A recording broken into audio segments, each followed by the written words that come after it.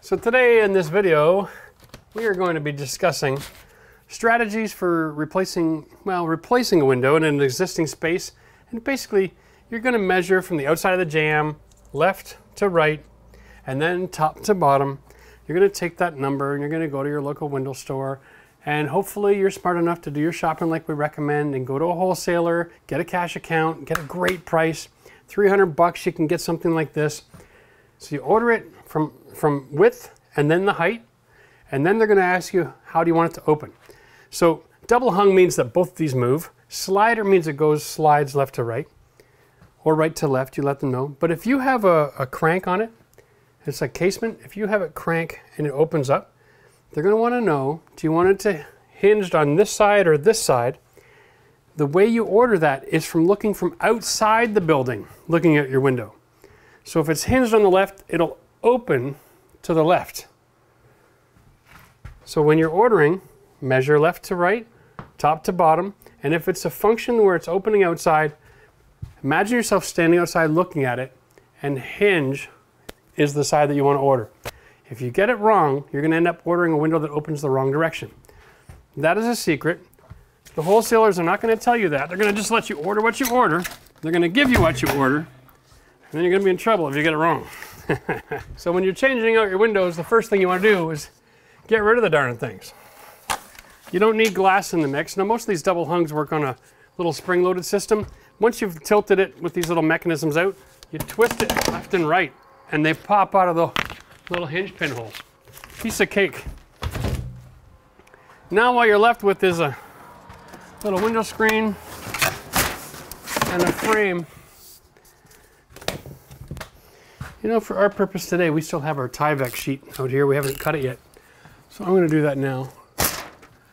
And I'm going to set that up for future success later. There we go. And I'm going to want to wrap my frame there.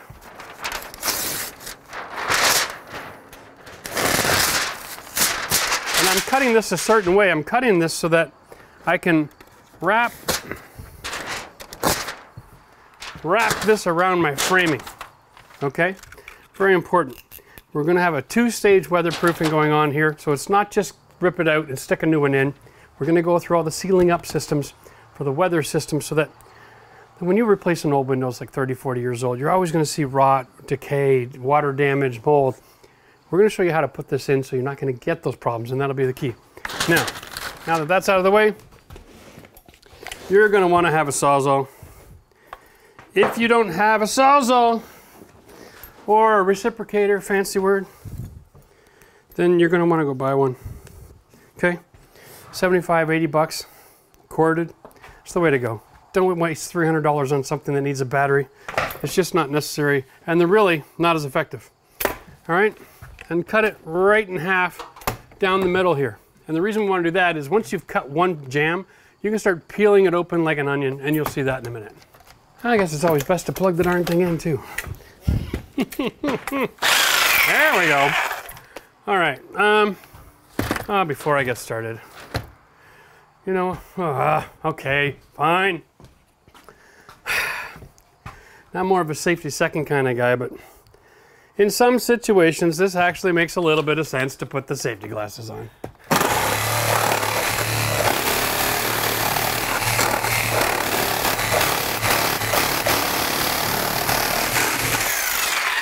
Yeah, it looks like we cut through, eh?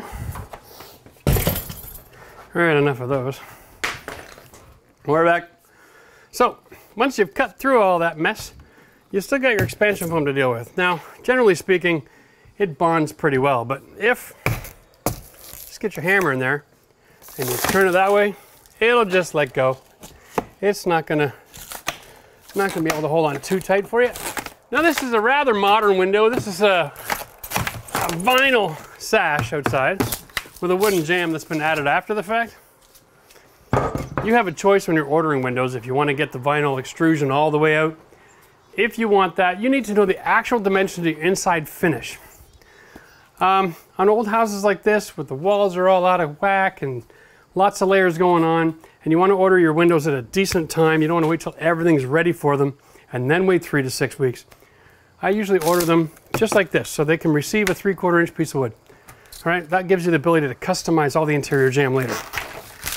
Now, let's see what we got here. I'm thinking there might be a screw. Let's take a peek.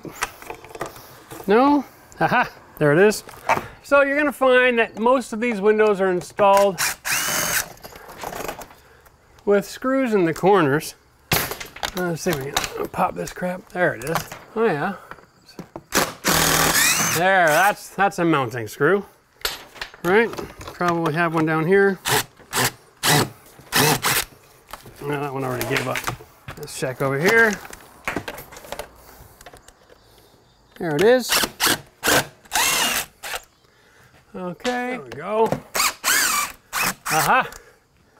So aside from the expansion foam, that's usually the only thing holding these things together. Let's have a look.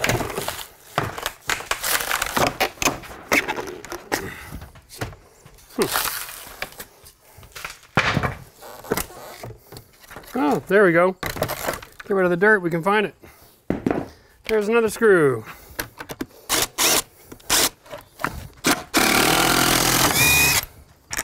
I mean, they probably pull it up here too. Yeah. Now, I don't know why people put screws in the middle of the jamb on the top and the bottom. Generally, it's not necessary, but doesn't mean they're not going to do it. If you see a screw, get rid of it. Make your life easy.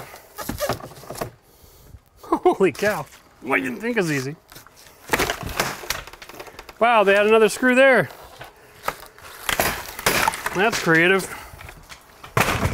Now, generally, these jamb extensions, we call them, are just inserted into the reception on the jamb. Usually got a couple finishing nails in it, so yeah. This might have been some of the first vinyl that came out of the market back in the early 80s. That's what I'm thinking. There we are. All right. So now the only thing left to do is get us back to this piece of wood here, the original sill, the original framing, right? We're gonna clean all this crap back, add our own shimming and expansion work. All right. Here's a great time to take your Olfin knife, which I highly recommend. Good for all forms of carpentry, construction, and self-defense in the case of mugging. All right, just get rid of that junk. Try to do it in an orderly fashion, and it won't make such a huge mess. So get rid of the insulation first, right? And then you can address the shims. It doesn't take long to clean all that up. Huh? So when you call to talk to the salesman, I'm not wearing safety shoes today, and you're ordering your window, you have the right to have them come out as a salesman and he'll do the measuring for you, and they'll charge you a lot more for that. And you can get your price for installed price, or you can get the supply only price. Now, if you want the supply only price, you need to be willing to clean this out and do the demolition, clean this up, know how to order a window, which is not rocket science, and then install the thing yourself, right? And for a lot of people, that might seem like a daunting task. Well, I've never installed a window before. I wouldn't know where to begin. Well, you begin from the beginning, all right? Peel everything back until it's one great big open rectangle. That's all it is. The fact is, if you're home on the day that they install your windows, you're gonna watch them do it. You're gonna go, wow, I really could have done that myself. Now, the price that I was quoted for installed versus supply is usually 50% off. So keep that in mind. Because a guy like me who's handy, I can install 6 or 7 windows in a day with a helper. I mean, professional window installers will probably do 10. But honestly, I just don't like moving that fast anymore. Getting old. And the reality is as a homeowner, if you can install even 2 or 3 windows a day, and they're charging you $300 to $500 a window for installation, it adds up pretty quick. And you'd be like really surprised if you're going to do 10 windows and a couple of doors. Even if you don't buy the windows at a wholesale price, which you should, you can get the installation done by yourself, and all you need to have is a little bit of knowledge. And it really pays off to know how to do this. Now, you're going to find that there's a difference when you're ordering a window. If it has a brick facade outside, you have to order it with the brick mold. And there are a few standard brick mold dimensions, and those brick mold dimensions, if you order it with brick mold, the idea is that the full width of the window plus the brick mold is now the width of the window. It gets a little bit tricky. So depending on the place you're ordering, you might want to clarify with the person you're placing your order with, just to make sure that everybody's on the same page. But most of the time, you don't even need a brick mold. You just order it as a casement, as is. And then you can add an aluminum capping or something on the outside. I ordered brick mold all the way around because I'm doing a commercial brown exterior with a white interior. And that's just, it's a small upgrade, it's not a big deal. And that gives me the ability to then trim all my new siding on the outside of that brick mold and give it just a little bit more body so it has a bit more presence on the wall. There we go.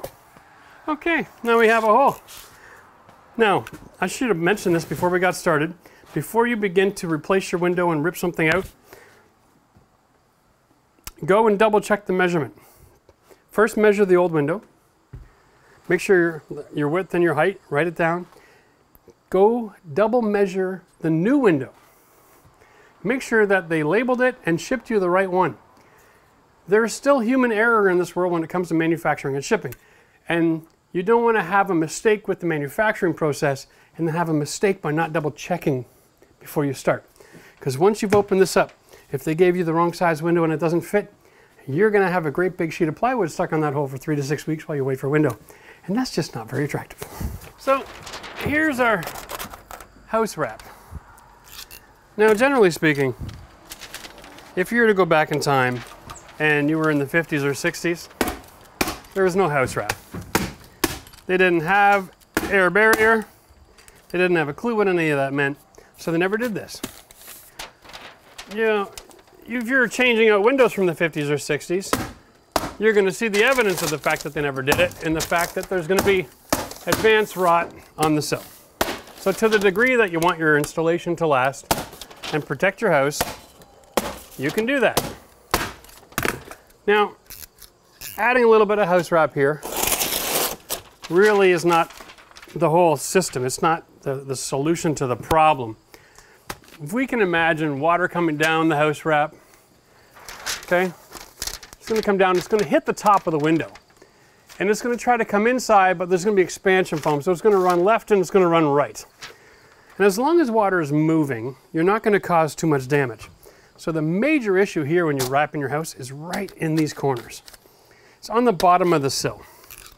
Because when we put in a window, especially when it has a brick mold on it, which is an extension trim, we're only foaming from one side.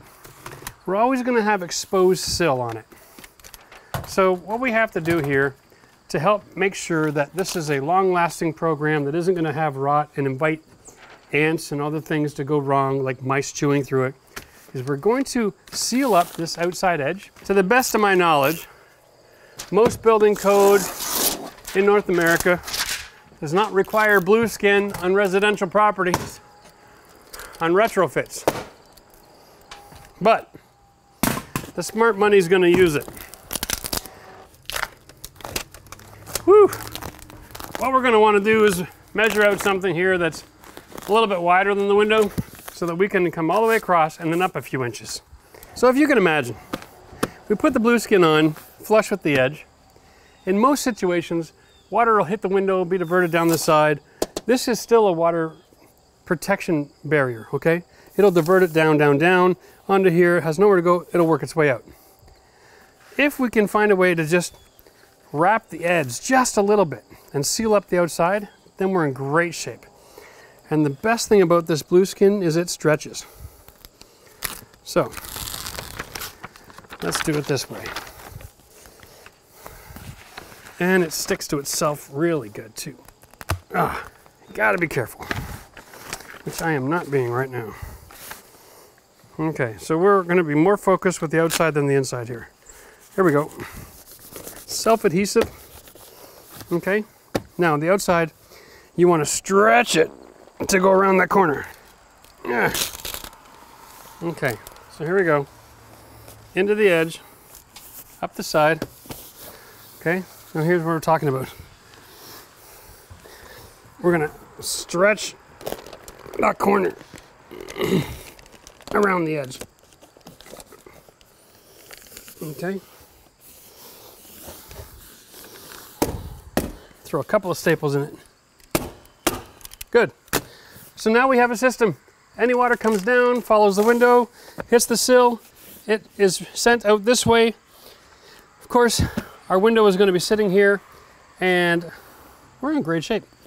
So because this is a new build, we'll call it, because we're adding a facade plus the window, we have the luxury of determining how high we want to go. Now, I ordered a window that was 39 inches. My cavity is 41. I've got a little bit of playing around room because I wanted to find a nice happy place where when I added my J-trim and my siding, it was going to be nice and full and finished well. And so we're going to do a test first before we get too committed. I'm going to pass you the window, you're going to set it in the hole, and then I'm going to run outside and see how it looks. Let's do it. All right? Yeah. And then we'll go from there. This is a little heavy because I didn't take the windows out. But I think you're a young guy, you could probably handle it. Okay? All right, now, just hold it there, Matt. I'll come take a look. How much does this window cost?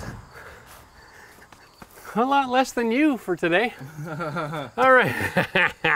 Now, what we're gonna do is we're gonna set this up so that if I was to put another piece of siding on here, I'm okay if I have the first proud section here, from here up, and a J-trim. That was really my biggest issue. All right, now, one thing you wanna know, every window manufacturer I've ever worked with before always sends their own mounting screws. It's always attached to the window, which is awesome. Undo your locks. You can slide that bad boy up. Right behind here is a spot where you wanna put your screws, okay? You don't want to have them visible. These stops actually serve two purposes. One to hide the screw, and one to keep the other window from going down too far. So we're going to remove those for a moment, and we're going to put in the first couple screws. There are a few things that you really want to work on when you're installing your window. First goal is flush with the outside. Now, if you have a brick mold like I do, you want to have someone out there pushing it. Sometimes you can buy a window and it has a nailing flange, just like vinyl siding, and you can actually attach that window to the frame of the house from the outside. Before you do any of that, you got to make sure that this bad boy is level. What do you think? Your right side's got to go up. I'm thinking it's just a little wiggle, isn't it? Yeah. Okay. We have a consensus. Can you lift this just a touch? Good, set down. Now whenever you're shimming, you want to shim under these vertical surfaces on the outside. None of the shimming in the middle even matters. There, I'm really happy with that. Once we have the base in place, which is what we have here now, you see, there's no contact here anymore because all the weight sits on these. You don't have to go crazy shimming. What we're actually going to do is go like this. Can I get you to give that a bit of a lift there for a second? We're going to pull our shim back just a little bit so that when I throw my expansion foam in, it has the ability to curl around the outside when it expands. And that way I'm not relying on the wood to be my thermal break. We want to slide to the right and split the difference. I got 1/2 inch to quarter to 0. That is beautiful. That's quarter. We're on the money. Once you have this level based on these 2 points, you know your entire window is going to be level and square. The only thing you want left now is make sure you're flush. Just give it a bit of a tug forward, make sure you close that gap, and then we go and drive these screws home. We're going to set the screw, but we're not going to drive it all the way tight. We don't want to tighten it so it pulls the window out of position. This is the key. So we're going to set it right in that little gap there, and we're basically drilling our own hole for the screw to drive in. There we go. And we're going to stop short on purpose. So make sure everything is sitting flat. Matt, you're pushing in. We're driving the screw straight. And that'll hold it in place at the bottom only. The top can still fall out, so you still got to be paying attention to that. Now we're going to take our shim. Now remember, shims are thick on one side, thin on the other. You want to put it all the way in. And when I go all the way in, I actually don't get past this vinyl extrusion here to where the screw is. And I want to get all the way to the screw. So what I'm going to do is I'm going to cut my shim in half, just by scoring and snapping, so I can get right in. There we are. Okay, so now I'm going to wiggle down to the screw until I know I'm sitting on it. Good. And then I'm going to come in with the thin side and just create a little extra pressure there. Okay. Nice. And once we've got it fully shimmed and I'm feeling like I'm putting pressure going this way with the shims, then I'm going to use the screws to drive it nice and flush. That'll keep things from going out of whack. Does it bee right around my head? Good thing. You're not a flower. He won't bother you if you don't bother him. Bees. I know. You get that from your father. Now we are going to just tighten up those screws.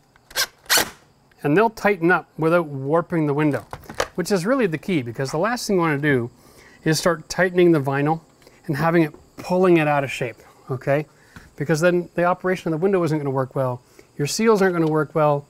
It's just a mess, and then you're going to have all kinds of heat loss in the wintertime. There we go. Good, solid contact. Take your pinky fingers. See if you can work your window. If you can't work your window with your pinky fingers, it's not lined up properly, okay? It doesn't take a lot of force nowadays to open and close a window. It's really designed so that anybody, even cute little 95-year-old great-grandmother, can come over here and close it without any effort, all right? And it's awesome how it still holds itself in position open, and with hardly any force at all, you can close it. So, as long as that's working fine, close the bottom, all right? Take off the top caps now, because now it's time to screw the top in. Basically, we're doing the same thing. Matt's going to give me lots of pressure coming this way. The same concept here. Remember, it opens and closes really easy. That's how you know it's still square. If it's tight, it's twisted out of position. And this is where most people mess this up. They actually twist it out of position while they're shimming. We're going to do the same thing with the screws here in these top two locations, Matt. A little bit of force, please.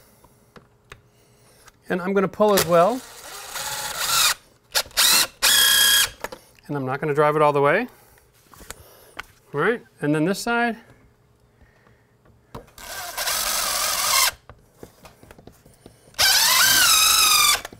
Okay. We're good, you can come on inside. Very important here, every time you've completed even a half step, double check. And this is just trial and error, no big deal. We're not in a hurry. The window's not going to fall out at this point. Okay, nice and snug. Again, before we drive the screws in, how's it working? Loving it. Drive the screws. Make sure that you're not adding too much torque. All what these screws are doing are making sure that you're fixing the frame of the window so it won't fall out of place. This is not anything to do with sealing and weatherproofing and everything else. It's just mounting it in position. Now it's time to seal. Now, we disengage the staples on our house wrap outside because we have this gap. And this gap is a little bit larger than I would have preferred to have. There's no sense putting in $20 worth of expansion foam in a hole when I can hopefully put this in instead. Here we go.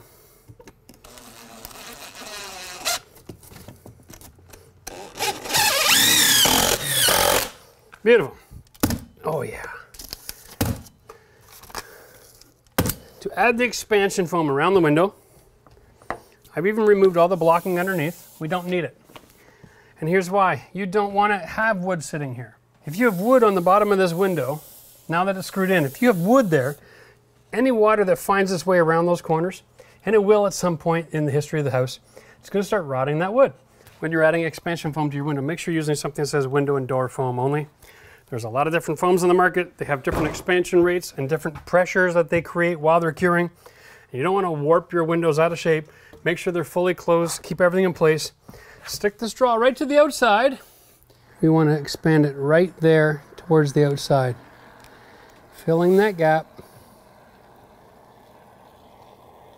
Generally speaking, that's our thermal break. Okay, and you don't want to come too close to the inside because this stuff will expand a little bit. And if we want to avoid having to trim it all off, we'll leave it out there.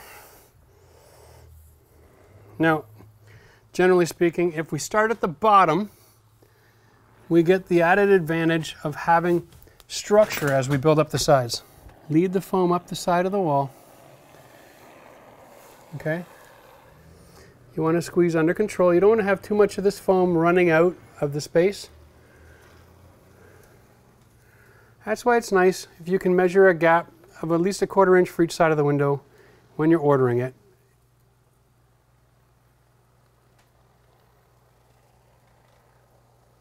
So whenever you have a large space like this gap at the bottom, you don't want to try to fill it all at once because you run the risk of having too much insulation and causing buckling. But now that this is set up, you know it's not expanding anymore, and you can see what's going on. Now we want to shoot towards the fill, and this is just to ensure we have a thermal break. The first row is almost structural to help hold the weight of the window. Now we're doing a thermal break, and you can see the difference. I'm going from right to left, and it's pushing the insulation towards me. And you know that the gap is filled when it's crawling out towards you. Here we go, okay? That is the perfect way to get a thermal break. If you have any concerns, use the rest of the can. Now, generally speaking, one can will do one window. All right? You have a little left, feel free to fill up some of these extra gaps after it's had a chance to set up a little bit. It's kind of like spray foam in a house. You don't fill the whole cavity at one pass. You do a pass, you let it expand. Once it stops expanding, then you know how much room there is to fill up. And you can go back and throw a little bit of squirt here, throw a little squirt here. So here's the secret for installing 2 windows in the same room. Grab yourself a laser level, throw a line right on the bottom of your frame across the wall so that when you're setting your other window in place, you can set that window at exactly the same height as this one. Now that may not seem like a little extreme, but trust me, if you're doing a kitchen renovation like we are, just like we did with the plugs, we used a laser line to establish all of the plug lines because we're going to use a tile backsplash. And whenever you're using tile as a backsplash, every element on that wall needs to be exactly level or it screams. You'll get little slivers of tile, you'll get things that are out of level and they show up and they just scream at you and it just says, hey, you don't know what you're doing. But if you use a laser level for all the elements of installation, you'll be guaranteed to have a successful, level, perfect looking install that is very, very professional. And in my opinion, is more professional than what most professionals will give you. So remember, the keys to a successful window installation is really just a few simple things. 1, measure properly. Remeasure, and then measure before you take out the old one and put the new one in, just to make sure that you're going to be able to complete the job. Number 2, don't use anything inside around this window that is going to rot, okay? You can use all kinds of different wood as far as spacers and that sort of thing until you screw it in, but then remove it all. Now these shims here are made of cedar. They will not rot in place, so they're going to be just fine. And if you want to go the extra mile, you can always pull them out tomorrow once this foam is set up and then squirt those holes as well with the expansion foam. So once you've got it level and flush and you're weatherproofed and you're foamed in and everything is still operating with one finger, you are good to go. The only thing left to do is to finish all the caulking and sealing around the outside. We're going to cover all that information in our vinyl installation video. So if you click this link right here, you'll be able to see how we handle transforming an old century home like this into something with a brand new facade, installing vinyl and trims and weatherproofing an old house.